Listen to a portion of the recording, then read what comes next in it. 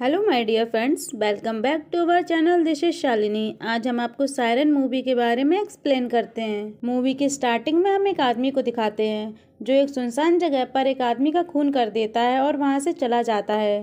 अब हमें मलार नाम की स्टूडेंट को दिखाया जाता है जो स्कूल में अपने पापा के ऊपर स्पीच दे रही है कि उसके पापा फॉरेन में रहते हैं और उसके लिए गिफ्ट भेजते हैं। और ऐसे ही मलार बहुत अच्छी स्पीच देती है जिससे उसे फर्स्ट प्राइज़ मिलता है।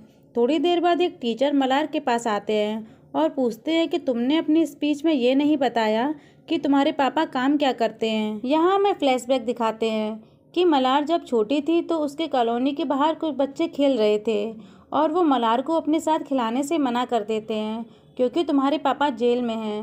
पर मलार के पूछने पर उसकी फैमिली हमेशा यही बताती है कि उसके पापा फॉरेन में हैं और वहीं काम करते हैं। अब हम वापस प्रेजेंट में आते हैं और हमें जेल में थिलगम नाम के आदमी को दिखाया जाता है जो मलार के पापा हैं और वो काफ़ी टाइम से सज़ा काट रहे हैं। अब जेलर थिलगम को अपने पास बुलाता है और कहता है कि तुम्हारी फैमिली तुम्हें लेटर्स भेजती है पर तुम इनमें से किसी भी लेटर्स का जवाब नहीं देते। तो थिलगम कहता है कि वो मेरे जवाब से बहुत परेशान होंगे और मुझे किसी से भी मिलना अच्छा नहीं लगता। जेल में थिलगम बहुत ही शांति के साथ रहता है और सभी को पढ़ाता है कि सभी को कैसे रहना चाहिए। अब हमें पुलिस ऑफिसर नंदिनी को दिखाते हैं और नंदिनी पर इल्ज़ाम लगा है कि जो आदमी नंदिनी की कस्टडी में था उसका नंदिनी ने मर्डर कर दिया और इसी वजह से नंदिनी को कुछ टाइम के लिए सस्पेंड कर दिया गया और इंक्वायरी बिठा दी गई। आगे नंदिनी के लिए रिश्ते वाले आते हैं और उन्हें नंदिनी के बारे में पता चल जाता है कि इसे मर्डर के केस में सस्पेंड किया गया है। तब वो रिश्ता करने से मना कर देते हैं। नंदिनी सभी को समझाती है कि उस पर लगा इल्ज़ाम झूठा है पर नंदिनी की फैमिली के अलावा कोई भी उस पर विश्वास नहीं करता था। अब कुछ टाइम के बाद उस आदमी का पोस्टमार्टम रिपोर्ट आती है और उस रिपोर्ट से पता चलता है कि उस आदमी की मौत हार्ट अटैक से हुई है और नंदिनी के ऊपर से सारे इल्ज़ाम हट जाते हैं और वो फिर से अपनी ड्यूटी ज्वाइन कर लेती है। यहाँ सीन कट होता है और हम आगे देखते हैं कि थिलगम को अपने अच्छे बिहेवियर की वजह से कुछ दिनों के लिए रिहा कर दिया गया है। थिलगम के घर आने की खुशी में उसकी फैमिली तैयारी करने लगती है और जब ये बात मलार को पता चलती है कि उसके पापा जेल में थे तब वो गुस्से से घर छोड़कर जाने लगती है। मलार की फैमिली उसे बहुत समझाती है पर वो अपने मामा के घर चली जाती है।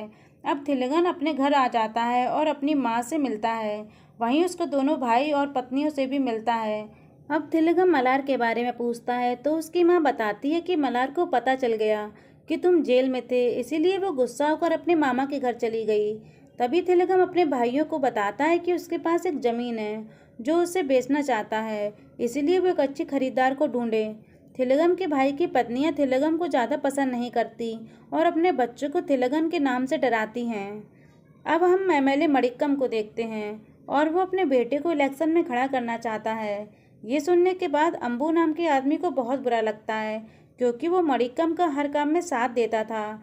तो अंबू को लग रहा था कि मणिक्कम उसे ही खड़ा करेंगे। अब कांस्टेबल वेलंकी थिलगन को पुलिस स्टेशन ले जाने के लिए आता है क्योंकि थिलगन को डेली हाजिरी लगानी होती है। अब एक दिन थिलगन साइन करने के लिए लेट हो जाता है तो नंदिनी थिलगन पर गुस्सा करने लगती है कि आगे से लेट नहीं होना चाहिए। अब थिलगन अपनी बेटी को चुपके से देखने के लिए उसके स्कूल के बाहर जाया करता था। फिर एक दिन मलार को कुछ लड़के छेड़ देते हैं तो थिलगन उन्हें मारता है। अगले दिन थिलगन पुलिस स्टेशन साइन करने के लिए जाता है तो उसे वहाँ वही लड़के मिलते हैं। तभी थिलगन बताता है कि इन लड़कों ने मेरी बेटी को छेड़ा था और ये जानने के बाद पुलिस ऑफिसर उन लड़कों को ही जेल में डाल देता है। और पुलिस ऑफिसर थिलगर से कहता है कि मैं इन पर केस फाइल नहीं करूँगा क्योंकि इनकी ज़िंदगी बर्बाद हो जाएगी और तुम ये बात समझ सकते हो। वापस जाते हुए वेलंकी शराब की बोतल लेता है और जाकर अपनी कार में पीने लगता है और वहीं अंबू मणिक्कम को छोड़ने आता है क्योंकि वो बार मणिक्कम का है। तभी मणिक्कम अंबू को बार में अंदर आने के लिए कहता है पर अंबू किसी काम को बताकर वहां से चला जाता है और किसी से फ़ोन पर मणिक्कम को मारने के लिए कहता है। और दूसरी तरफ वेलंकी बहुत नशे में हो जाता है तो उसकी कार थिलगर चलाने लगता है और हमें यहाँ पता चलता है कि थिलगर पहले एम्बुलेंस चलाया करता था। अब हमें नेक्स्ट डे का सीन दिखाते हैं। यहाँ नंदिनी देखती है कि मणिक्कम का खून हो चुका है और उसे किसी ने गला काट कर मार दिया, जिसे देखकर नंदिनी स्माइल करने लगती है। कुछ टाइम पहले मणिक्कम और नंदिनी की बहस हो जाती है और नंदिनी मणिक्कम के एक आदमी को अरेस्ट कर लेती है और ये वही आदमी है जिसकी वजह से नंदिनी को सस्पेंड कर दिया गया था। मणिक्कम ने ही नंदिनी पर इल्ज़ाम लगाया था। अब नंदिनी इन्वेस्टिगेशन करने के लिए मणिक्कम के बार में जाती है और यहाँ उसे पता चलता है कि कल वहाँ पूरे एरिया की लाइट चली गई थी। शायद किसी ने कुछ गड़बड़ की थी और वहाँ का मेन स्विच ऑफ कर दिया गया था।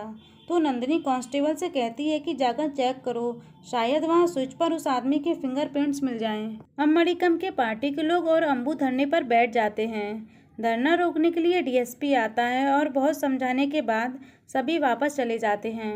नेक्स्ट सीन में अंबू और डीएसपी शराब पी रहे थे। तभी डीएसपी अंबू से कहता है कि अगर तुम मणिक्कम को अकेला नहीं छोड़ते तो वो आज जिंदा होता। तभी वेलंकी अंबू को फ़ोन करता है और बताता है कि नंदिनी के पास फिंगरप्रिंट्स की रिपोर्ट आ गई और अब पता चल जाएगा कि असली कातिल कौन है।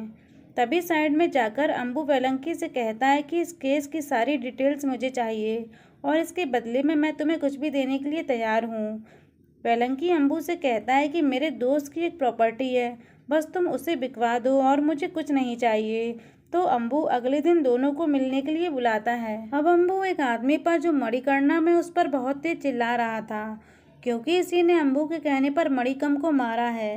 अंबू कहता है कि तुम सरेंडर कर दो और कुछ टाइम बाद तुम्हें बेल पर बाहर निकाल लूँगा और अगर तुमने मेरी बात नहीं मानी तो मैं तुम्हें मार दूँगा। अगले दिन नंदिनी रिपोर्ट लेने के लिए जाती है तो डॉक्टर बताता है कि मणिक्कम की मौत होने से पहले इसकी नाक और कान से खून निकला था और उसके बाद वो मर गया। और ऐसे ही 8 केसेस और पहले ही मेरे पास आ चुके हैं। अब हमें फ्लैशबैक दिखाते हैं कि जब ये डॉक्टर 1995 में एक हॉस्पिटल में जॉब कर रहा था तो वहाँ ऐसा ही केस आया था। पहले उसके नाक और कान से खून निकला और उसके बाद उसका मर्डर हो गया और मर्डर करने वाला एक डेविड नाम का आदमी था और वो आज भी जेल में है। फिर नंदिनी जब डेविड के बारे में पता करती है तब उसे पता चलता है कि डेविड तो बहुत पहले ही मर चुका है। आगे हम देखते हैं कि वेलंकी और थिलगन अंबू के घर उससे मिलने जाते हैं। तभी थिलगन वेलंकी से कहता है कि वो ज़मीन के कागज़ गाड़ी में भूल गया और वो जाकर निकाल लाए।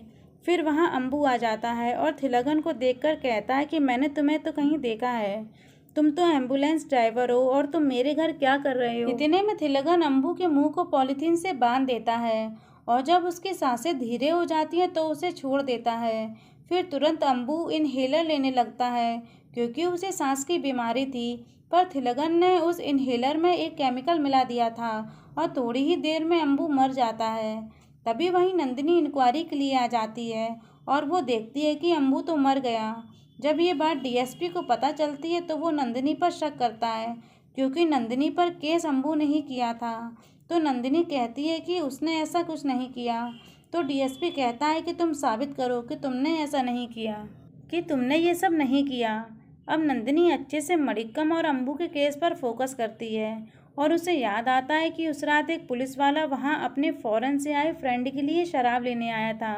अब नंदिनी उस बार वाले लड़के को थाने बुलाती है और सभी पुलिस वालों को वहीं खड़ा कर देती है और उस दिन वेलंकी छुट्टी पर था।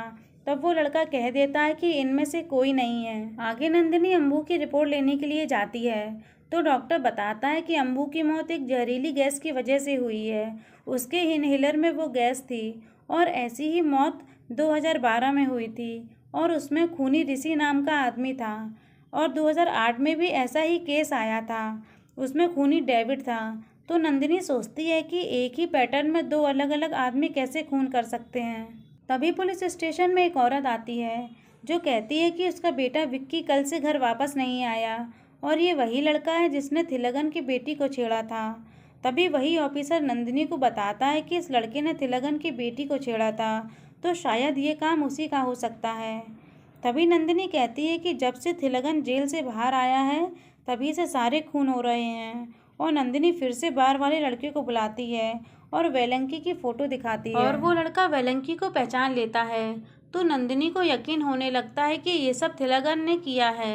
अब थिलगन अपनी ज़मीन 50 लाख रुपए में बेच रहा है और ख़रीदने वाला मणिकर्णम है जिसने मणिक्कम को मारा था। तभी वहाँ नंदिनी आ जाती है और थिलगर को पकड़कर ले जाने लगती है और ये सब मलार भी देख लेती है और थिलगर से और भी ज़्यादा नफरत करने लगती है। अब नंदिनी थिलगन को पुलिस स्टेशन ले जाती है और उसके फिंगरप्रिंट्स ले लेती है।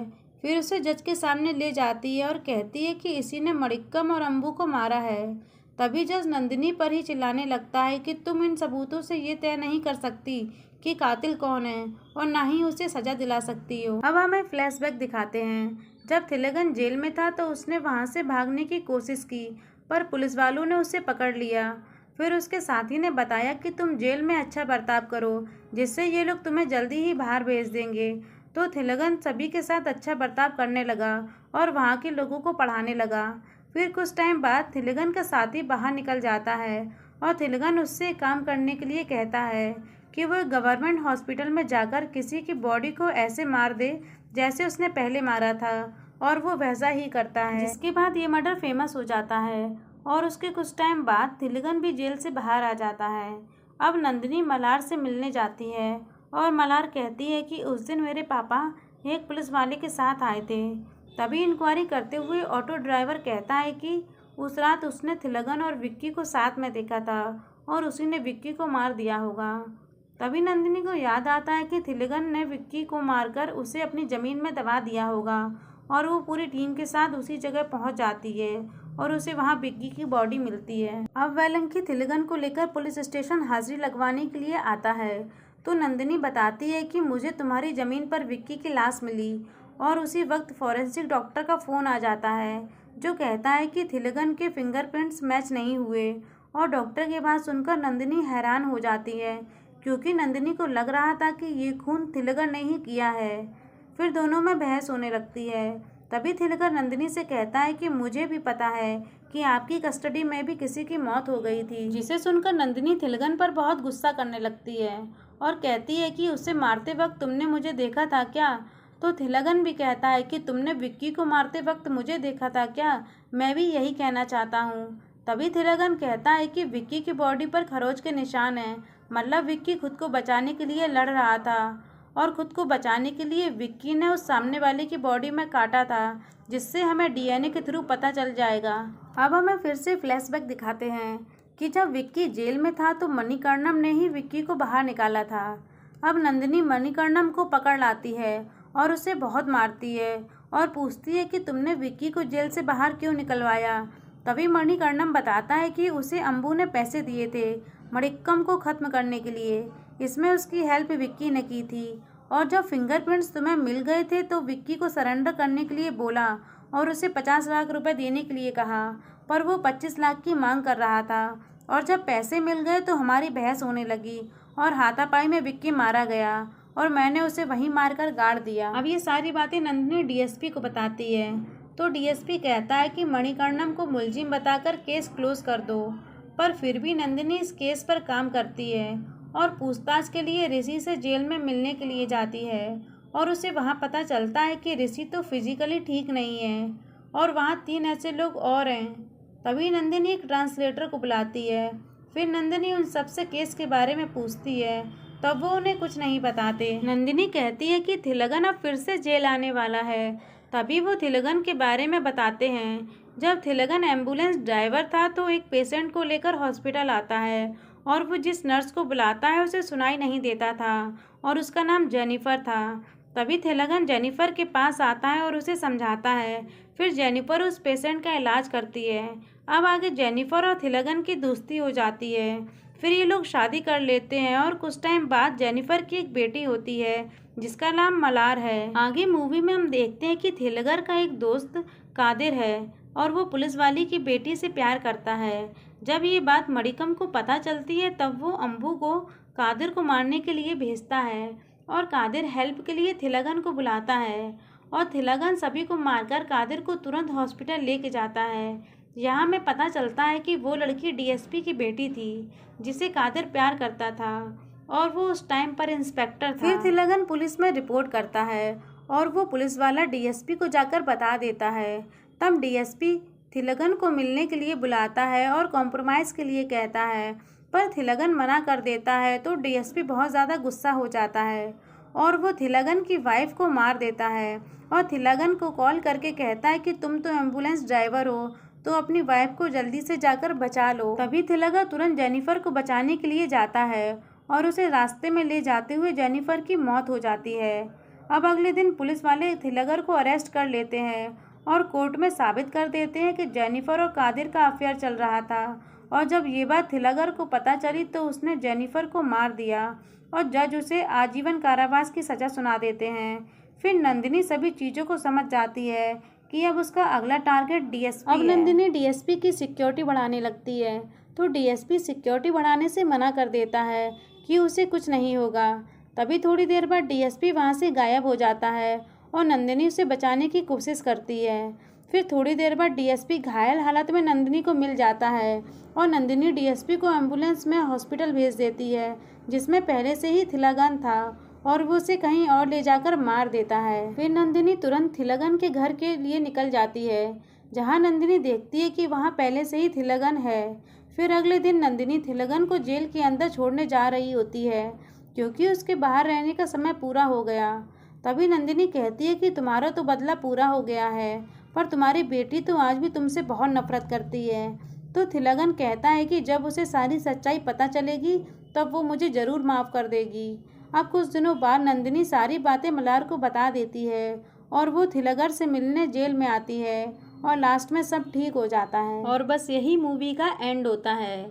अगर आपको मेरा एक्सप्लेनेशन पसंद आया हो तो प्लीज़ चैनल को लाइक करें और सब्सक्राइब करें। मिलते हैं फिर एक नई मूवी के साथ, तब तक अपना ख्याल रखिएगा। Okay, bye bye.